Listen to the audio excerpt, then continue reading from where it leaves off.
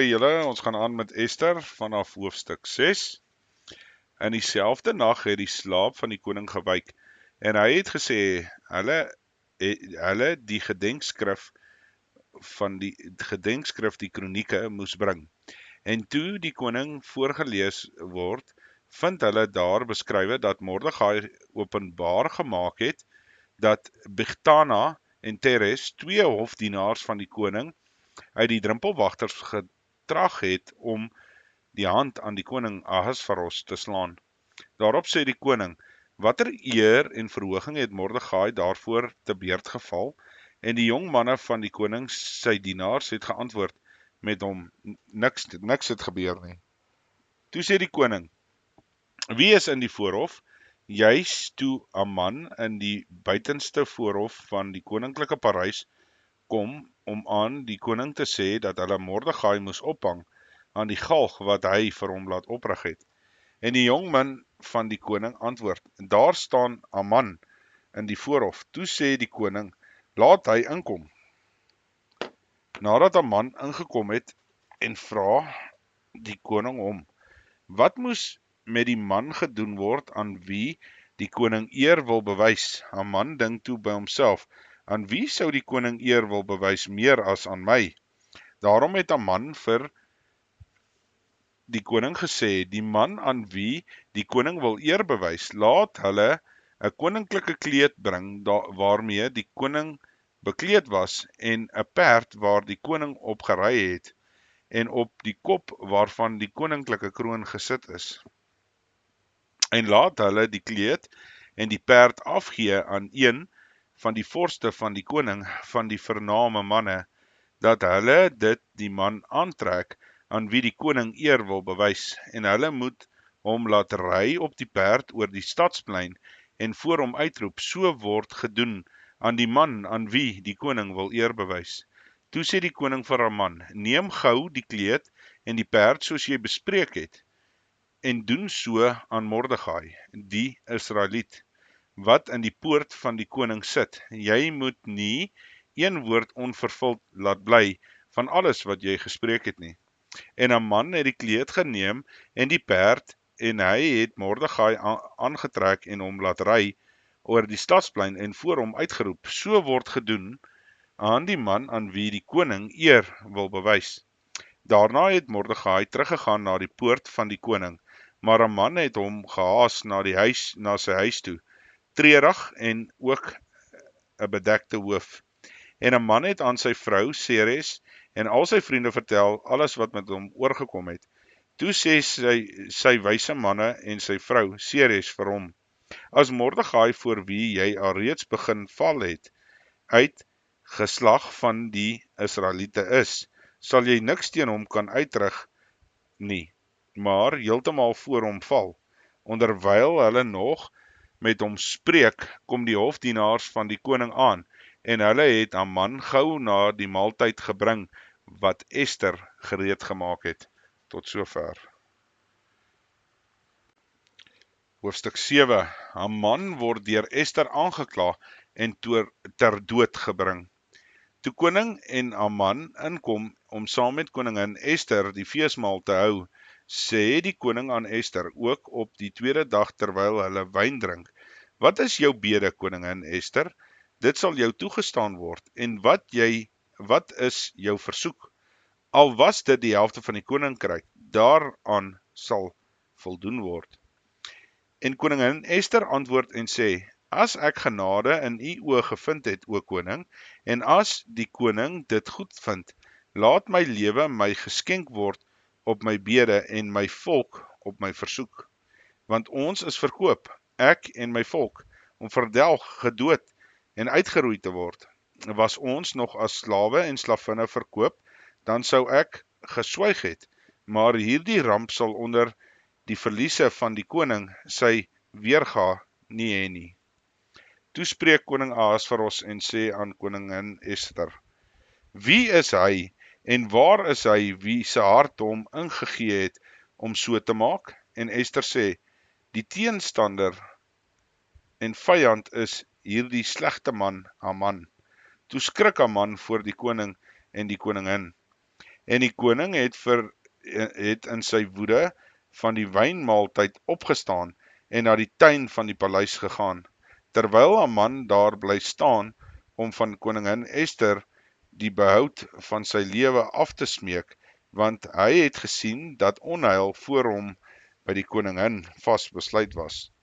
Toe die koning uit die tuin van die paleis in die saal van die wynmaaltyd terugkom, en Haman juis op die rusbank neergeval het, waar Ester op gesit het, sê die koning, wil hy die koningin ook nog geweld aandoen by my in die huis? Die woord van die nouliks uit die mond van die koning, of hulle het die gesig van Haman bedek. Daarop sê Harbona, een van die hoofdienaars voor die koning, daar staan reeds 'n galg wat Haman laat maak het vir Mordegai, wat ten voordele van die koning gespreek het, by die huis van Haman, 50 el hoog. Toe sê die koning, hang hom daaraan op.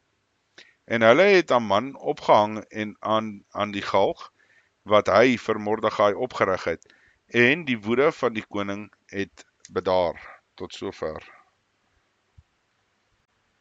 Hoofstuk 8. Op dieselfde dag het koning Ahasveros aan koningin Ester die huis gegee van Haman, die teenstander van die Israeliete, en Mordegai het voor die koning gekom, want Ester het vertel wat hy van haar was, en die koning het sy seelring uitgetrek, wat hy van Haman afgeneem het, en dit aan Mordegai gegee, en Ester het Mordegai aangestel oor die huis van Haman. Besluit van Ahasveros ten gunste van die Israeliete, vanaf vers 3. En Ester het weer voor die koning gespreek en voor sy voete neergeval en geween, en hom gesmeek om die onheil van Haman die Agiet en sy plan, wat hy teen die Israeliete beraam het, te verydel. En die koning het die goue scepter na Ester uitgesteek, en Ester het daar opgerig en voor die koning gaan staan, en gesê, as die koning dit goed vind, en ek genade voor hom gevind het, en die saak reg is voor die koning, en ek welgevallig is in sy oë, laat dan geskrywe word om die briewe met 'n plan van Haman, die seun van Hamedata, die Agiet, te herroep, wat hy geskrywe het om die Israeliete wat in die provinsies van die koning is, uit te roei. Want hoe sou ek kan aansien die onheil wat my volk sal tref? En hoe sou ek kan aansien die ondergang van my geslag? Toe sê koning Ahasveros aan koningin Ester en aan die Israeliet Mordegai, kyk, die huis van Haman het ek aan Ester gegee, en hom het hulle aan die galg opgehang, omdat hy sy hand teen die Israeliete uitgesteek het. Skryf julle maar wat die Israeliete betref, soos julle dit goedvind, uit naam van die koning, en verseël dit met 'n seelring van die koning, want 'n geskrif in die naam van die koning geskrywe en verseël met die seelring van die koning, kan nie herroep word nie.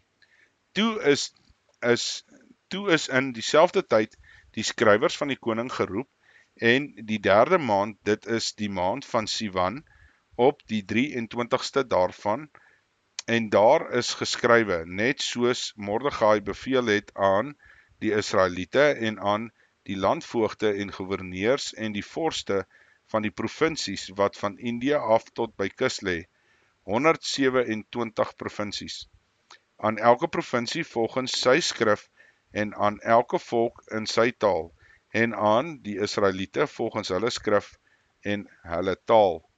Hy het hulle geskrywe uit die naam van koning Ahasveros en dit verseël met die seelring van die koning en die briewe gestuur met rapportgangers te perd wat gery het op die koninklike renperde uit die stoetery.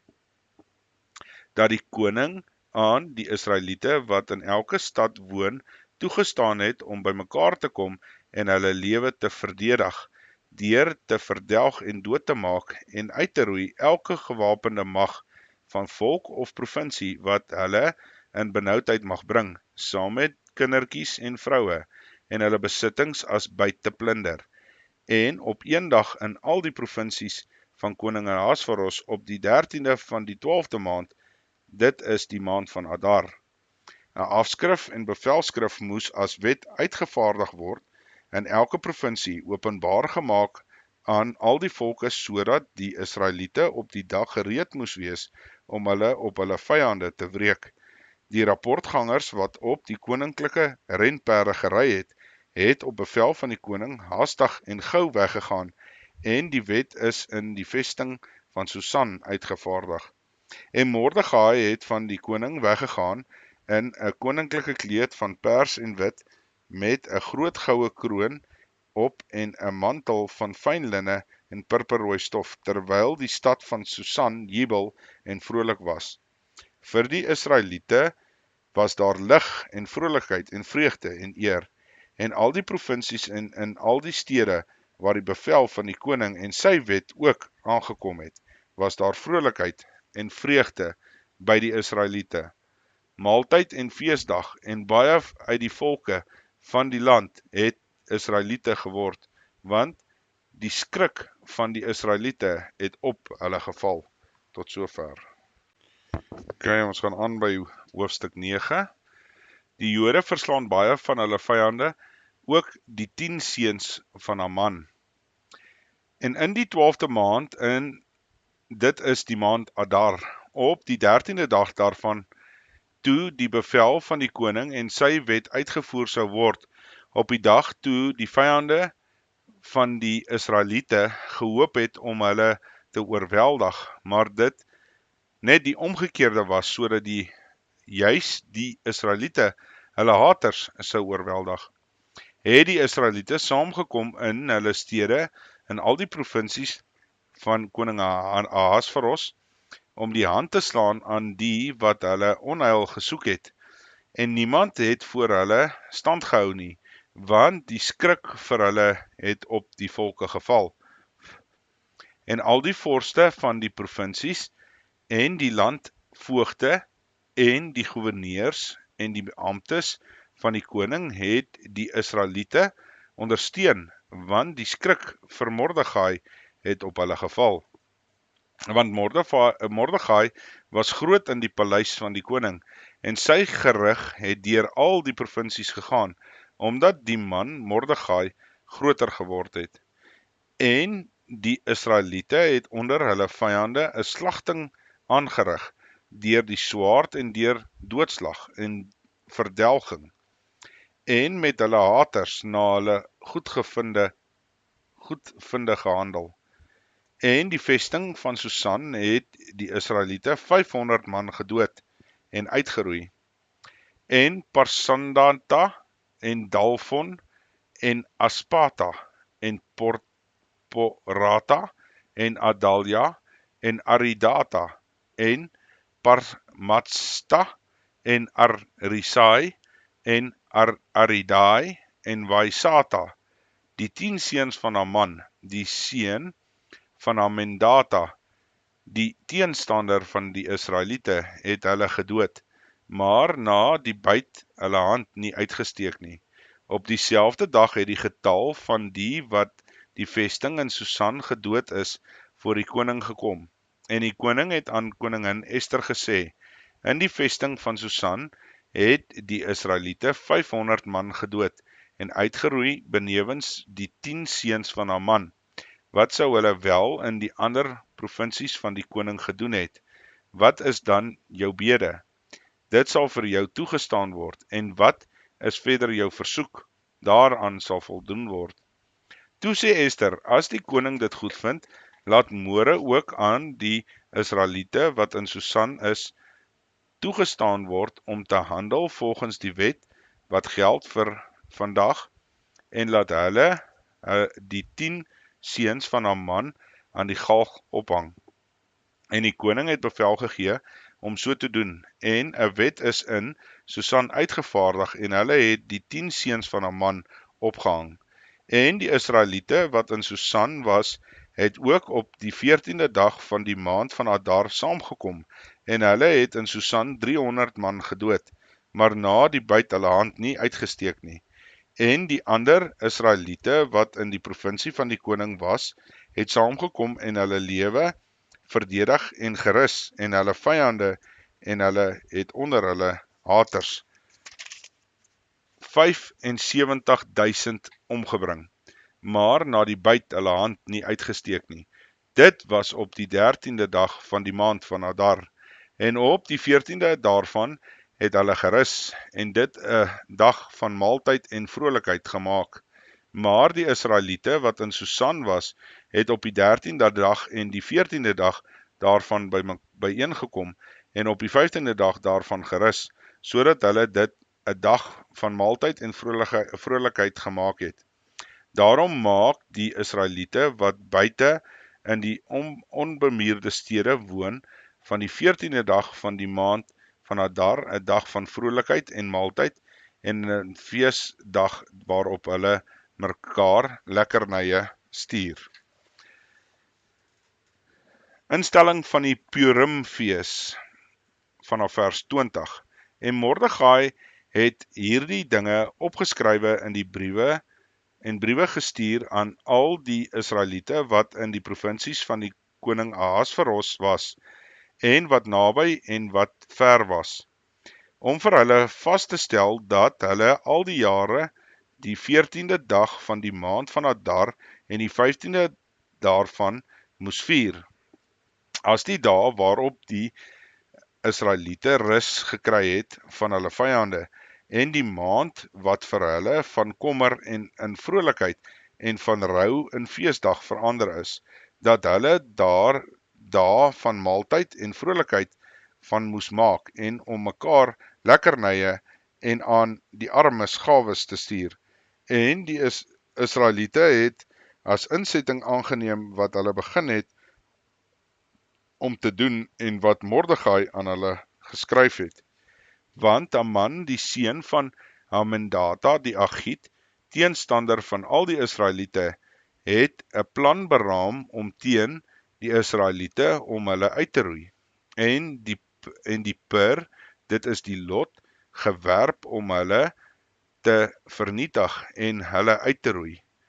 Maar toe dit vir die koning kom, het die skriftelike bevel gegee dat sy goddelose plan, wat hy teen die Israeliete uitgedink het, op sy eie hoof moes neerkom, en hulle het hom en sy seuns aan die galg opgehang.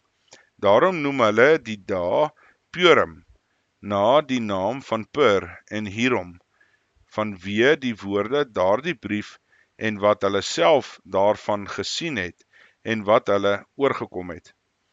Het die Israeliete vasgestel en as 'n insetting aangeneem vir hulle en hulle nageslag vir almal wat hulle by hulle sou aansluit, sodat dit onherroepelik sou wees, dat hulle 2 dae al jare sou hou volgens die voorskrif daaromtrent en op die bepaalde tyd, en dat die dae herdenk en gehou moet word in al die geslagte, families, provinsies, stede, en dat die Purim dae onder die Israeliete nie afgeskaf mag word nie, en die gedagtenis daaraan onder hulle nageslag nie mag ophou nie.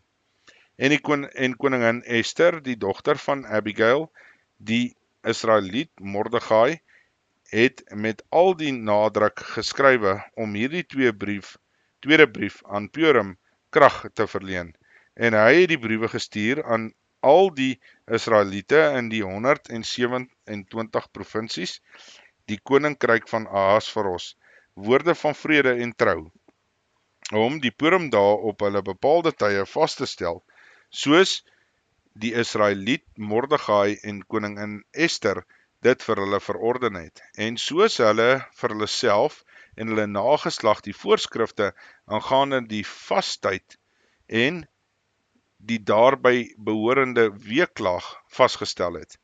En die bevel van Ester het die voorskrifte van hierdie Purim vasgestel, en dit is in die boek geskrywe. Tot sover. Hoofstuk 10. Mordegai se hoë posisie en aansien.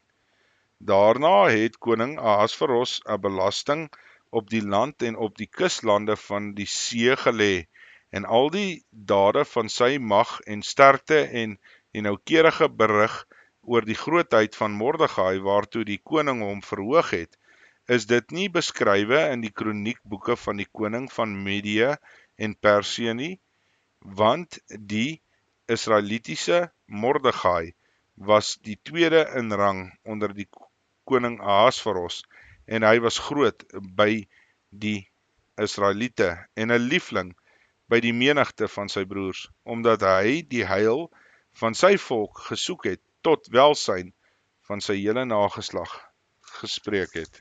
Tot sover. Julle, dis die einde van die boek van Ester. Ons sal nou hierna weer begin met nog 'n groot boek, belangrike boek, die boek van Job. Okay, julle.